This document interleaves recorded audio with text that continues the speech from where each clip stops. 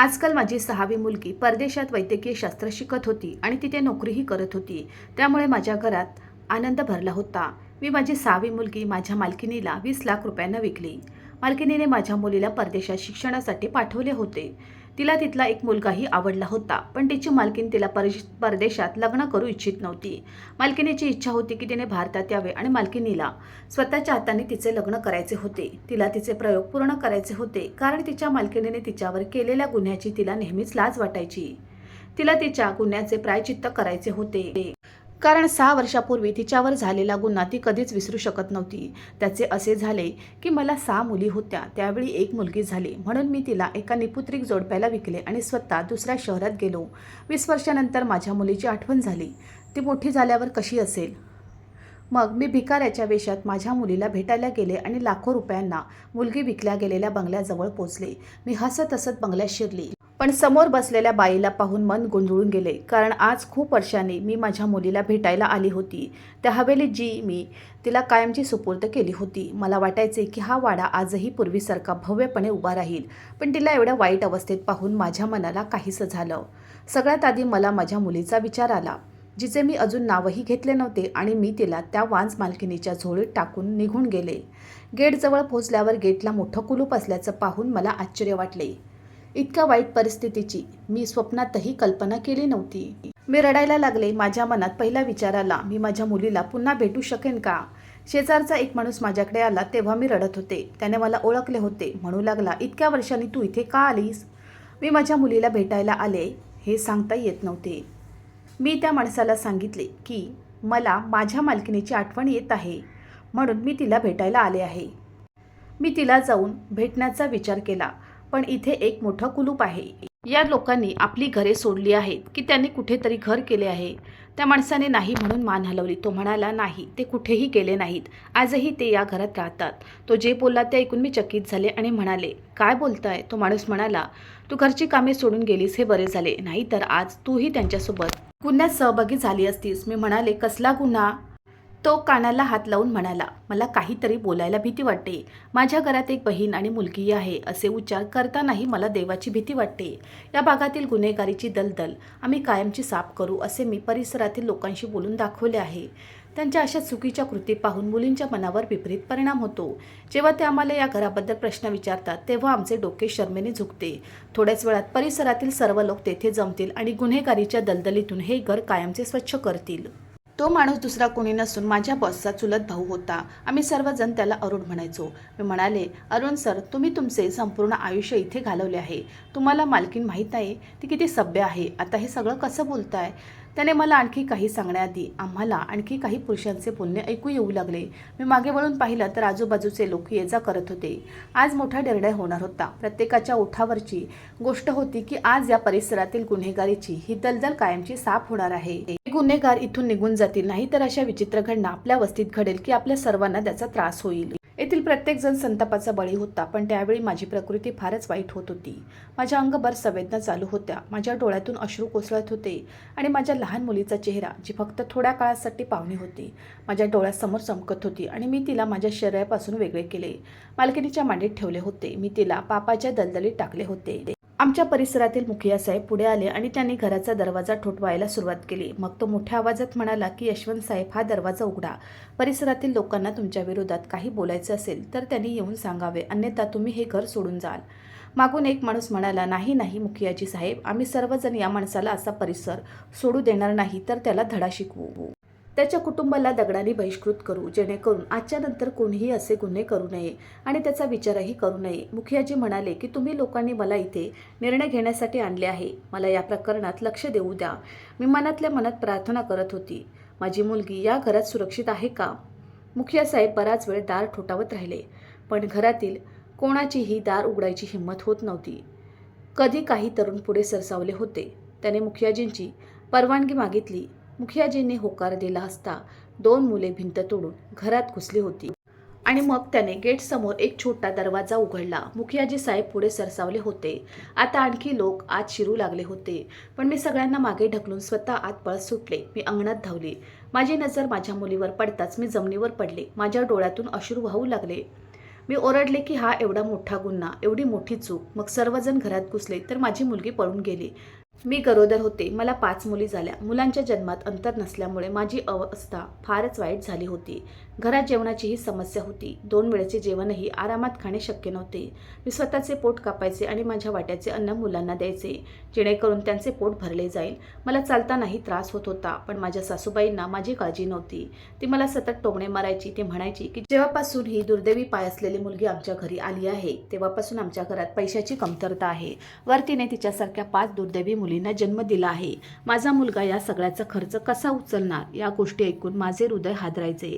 पण तरीही मला श्वास घेता येत नव्हता. ती पुढे म्हणाली की यावेळीही तुला मुलगी झाली तर मी तुला घटस्फोट देईन. माझ्या मुलाचे लग्न दुसरीकडे लावून देईन.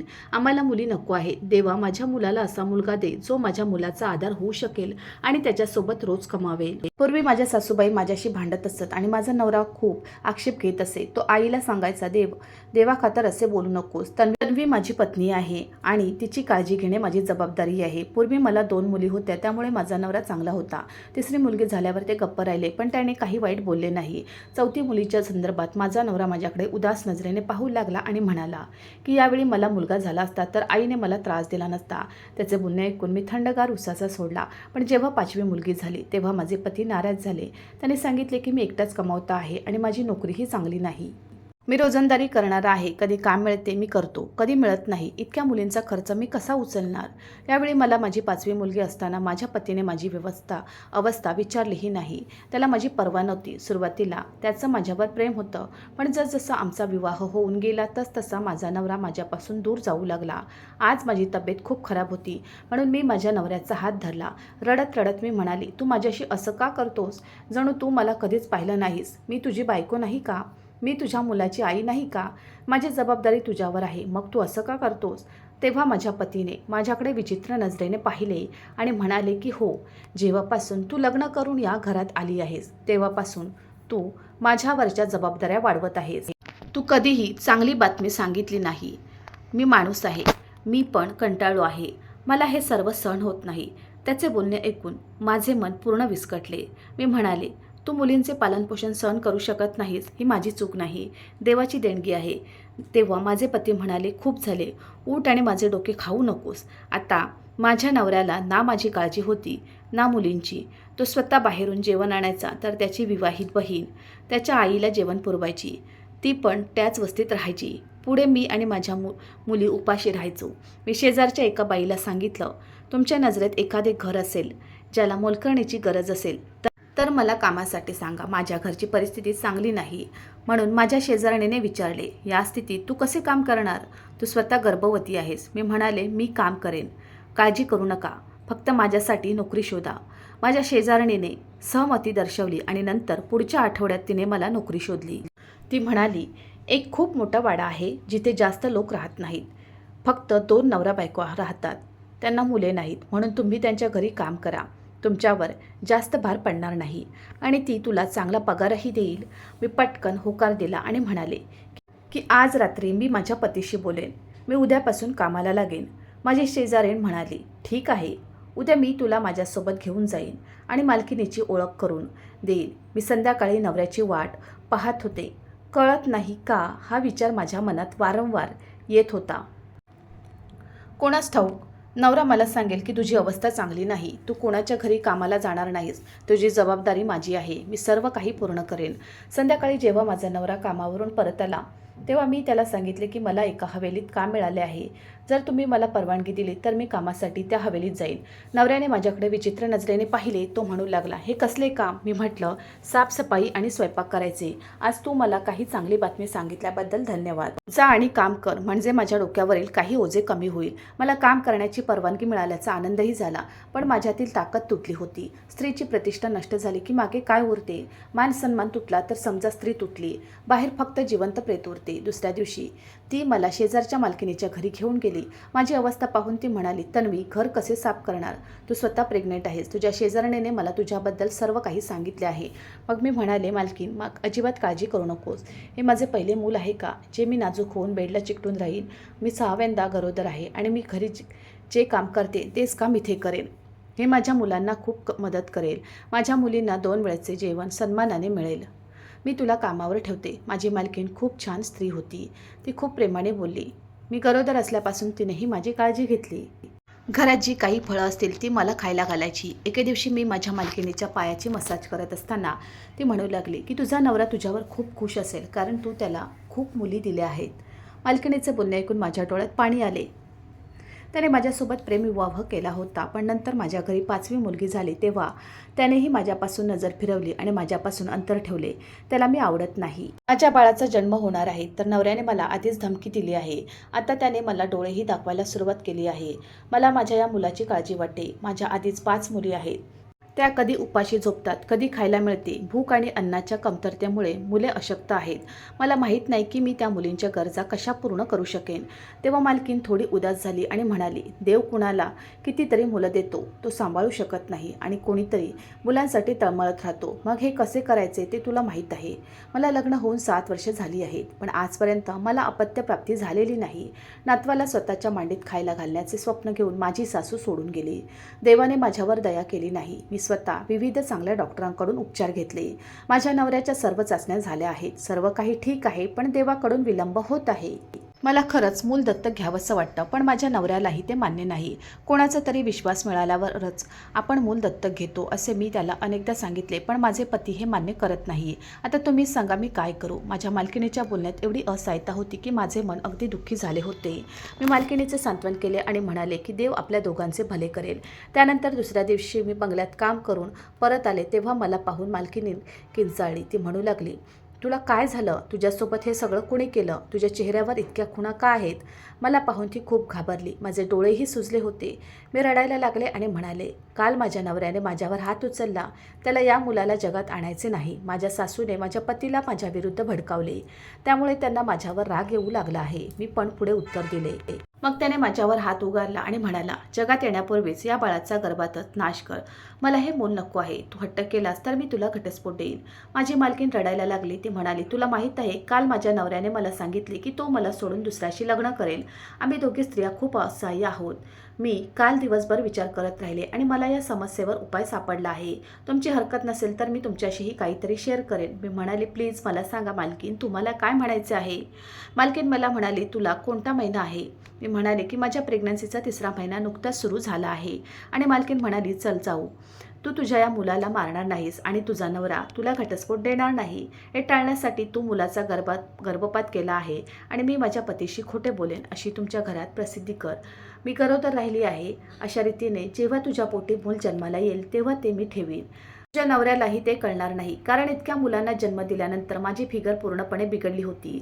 गर्भधारणा नसतानाही माझे पोट नेहमी बाहेर असायचे. त्यामुळे मी गरोदर आहे की नाही हे अनेकांना कळू शकले नाही. आता ती तुमच्या घरच्यांपासून कशी लपवायची आणि मी आता गरोदर राहिली नाही हे तुमच्या पतीला कसे पटवून द्यायचे हे ठरवण्याची जबाबदारी तुझी आहे. तुला मुलगी असो व मुलगा, या कामासाठी मी तुला पूर्ण 25 लाख रुपये देईन आणि मग त्यांना सांग की तुम्ही शहर सोडण्यास ठीक आहात. अशा प्रकारे तुमच्या न जन्मलेल्या मुलाचे आयुष्य वाचेल. तुमचे घरही उद्ध्वस्त होणार नाही आणि मग तुम्ही तुमच्या मुलीसोबत तुमचे आयुष्य आरामात जगू शकाल. त्यांना जगातील सर्व सुख देऊ शकाल. माझ्या डोळ्यातून अश्रू वाहत होते. मी म्हणाले, मालकीण, असे झाले तर खूप चांगले होईल.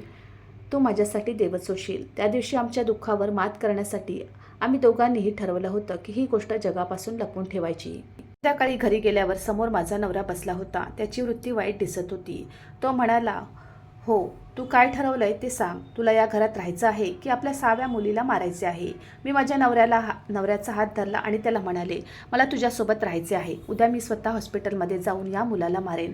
मग कसा तरी माझ्या सुधारला. माझ्या सासूबाईंना खूप आनंद झाला, पण मी आतून उद्ध्वस्त झाले होते. आता जेव्हा जेव्हा मी कामावर जायचे तेव्हा माझी मालकीण मला काम करू देत नसे, पण दिवसभर आराम करायला सांगायची, कारण माझे बाळ तुझ्या पोटात वाढत आहे. आणि मग ती मला फळे आणि ज्यूस खायला द्यायची, म्हणून ती नेहमी माझ्यासाठी तयार असायची. मालकिनीने घरात दुसरी मोलकरीण ठेवली होती. ती माझ्या आरामाची पूर्ण काळजी घेत होती. अशा प्रकारे मला विश्रांती दिली जात होती. महिना अखेरीस मालकीण माझा पगार द्यायची. अशात माझे दिवस खूप छान जात होते. माझ्या कोणत्याही गरोदरपणात मला इतकी विश्रांती मिळाली नव्हती. ही मालकिणीची उदारता होती. ती माझी काळजी घेत होती. माझी तब्येतही बरी झाली होती. मालकिनीने मला आजकाल घरगुती तणावापासून दूर राहण्यास सांगितले होते. तुझा नवरा तुझ्याशी भांडत असला तरी त्याबद्दल काहीही विचार करू नकोस. नेहमी स्वतःला सामान्य ठेव. याचा तुमच्या मुलाच्या आरोग्यावरही मोठा परिणाम होईल. मी हसून म्हणायचे की माझी मुलं भुकेलेली असताना हे सगळं कसं शक्य आहे. माझ्या मालकिनीनेही माझ्या मुलींसाठी जेवण पाठवायला सुरुवात केली होती. खर्च कमी झाल्यामुळे नवऱ्याचा मूड आता बरा झाला होता. मी मालकिनीला विचारले, आता तुझ्या पतीचा तुझ्याबद्दलचा दृष्टिकोन कसा आहे? त्याला अजूनही दुसरं लग्न करायचं आहे का? मालकिनीच्या चेहऱ्यावर दुःख पसरले होते. ती म्हणाली, हो, माझा नवरा पुन्हा लग्न करणार नाही, पण आता तो खूप गप्प आहे. मी गरोदर राहीन अशी कदाचित त्याला कधीच अपेक्षा नव्हती. दुसऱ्या लग्नाची त्याची इच्छा मी उद्ध्वस्त केली असे दिसते. कुणास ठाऊक माझ्या या अभावामुळे तो स्वतःसाठी दुसरी वधू शोधत असेल, म्हणूनच तो गप्प बसतो. पण काळजी करू नको, हळूहळू आम्हा दोघांच्याही गोष्टी चांगल्या होतील. मी कामावर गेले की माझी मालकीण मला AC रूममध्ये झोपायला लावायची. मग मी पोटावर हात ठेवून माझ्या भावी मुलाशी खूप बोलायचे. मी तिला माझ्या मजबुरीबद्दल सांगितले. मी तिला समजावून सांगितले की माझा द्वेष करू नकोस. तुझी आई लाचार आहे. तुझा जन्म होताच मी तुला अनोळखी लोकांच्या स्वाधीन करेन आणि निघून जाईन. पण काळजी करू नकोस. ही बाई तुझ्यासाठी प्राणाची आहुती देईल असे वाटते की मी माझ्या मुलीला दिलेली वचने खोटी ठरली. कारण आज जेव्हा मी घरात प्रवेश केला तेव्हा मला एक विचित्र दृश्य दिसले. माझी मुलगी मालकाच्या जवळ बसली होती तर मालकीण घरातील कामात व्यस्त होती. मालकाचा आवाज माझ्या कानात घुमला. तो म्हणत होता, राणे, मी तुझ्यावर खूप प्रेम करतो. जेव्हापासून मी तुझ्याशी लग्न केले तेव्हापासून माझे जग बदलले आहे. मी ओरडले आणि म्हणाले, हा शुद्ध गुन्हा आहे. तोपर्यंत इतर लोकही घरात घुसले होते. एक माणूस पुढे आला आणि त्याने मालकाची मान धरली आणि विचारले, हा काय मूर्खपणा आहे आणि हा कोणता निर्लज्जपणा आहे? तुम्ही तुमच्या मुलीशी लग्न कसे करू शकता? मी बेहोश होऊन खाली पडेन असे वाटले. मुखिया साहेब पुढे सरसावले होते. परिसरातील लोकांनी आपल्यावर केलेले आरोप खरे आहेत का हे त्यांनी मालकाला खरे सांगण्यास सांगितले. तुझं खरंच तुझ्या मुलीशी लग्न झालं का? ही मुलगी तुमच्या नजरेत आहे का? तेव्हा मालकाने होकार दिला. तो म्हणाला, हो, मी या मुलीला पाहिले आहे, पण माझे ऐक. मालकाचे बोलणे संपले नव्हते तेव्हा काही लोक पुढे आले आणि त्यांनी मालकावर हल्ला केला. त्याचा जीव वाचवण्यासाठी मालक म्हणाला, थांबा आणि माझे ऐका, ही माझी मुलगी नाही. ही मुलगी माझ्या पत्नीने दत्तक घेतली आहे. तेव्हा मुखिया साहेब म्हणू लागले की ही तुमची निष्पाप मुलगी असली तरी तिच्याशी विवाह करणेही मान्य नाही. आपण काय केले? आपण चुकीचे केले. मीही थरथर कापत होते. तर माझी निष्पाप मुलगी ही घाबरली होती. मालकीण पुढे आली आणि म्हणाली, मुखिया साहेब, माझे पूर्ण ऐका. मुखिया साहेब म्हणाले, हो बेटी, तूच सांग खरं काय आणि खोटे काय? मालकीण म्हणाली की लग्नाला 7 वर्षे झाली तरी मला मूल होऊ शकले नाही. माझ्या पतीने मला दुसरे लग्न करण्याची धमकीही दिली होती. म्हणून मी माझ्या मोलकरणीकडून तिची मुलगी दत्तक घेतली आणि ही माझी स्वतःची मुलगी असल्याचे सांगितले. हे मोलकरीण तुमच्या सर्वांसमोर उभी आहे, तिला विचारा. मी देखील लवकरच ही वस्तुस्थिती स्वीकारली आणि तीच गोष्ट असल्याचे सांगितले. तेव्हा मालकीण म्हणाली, मी माझ्या पतीला सांगितले की मी गर्भवती आहे, पण माझा नवरा खुश नव्हता. होय, रोज ही मुलगी माझ्या मांडीवर यायची. त्या दिवशी माझा नवरा मला म्हणाला, मी तुला घटस्फोट देईन आणि तुला घरातून हाकलून देईन, नाहीतर खरंच सांग, ही कोणाची मुलगी आहे? मी माझ्या पतीला धीर देण्याचा प्रयत्न केला. मी या मुलाला जन्म दिला आहे. तेव्हा माझे पती म्हणू लागले की मी बांधील आहे, तू मुलाला जन्म देऊ शकत नाही.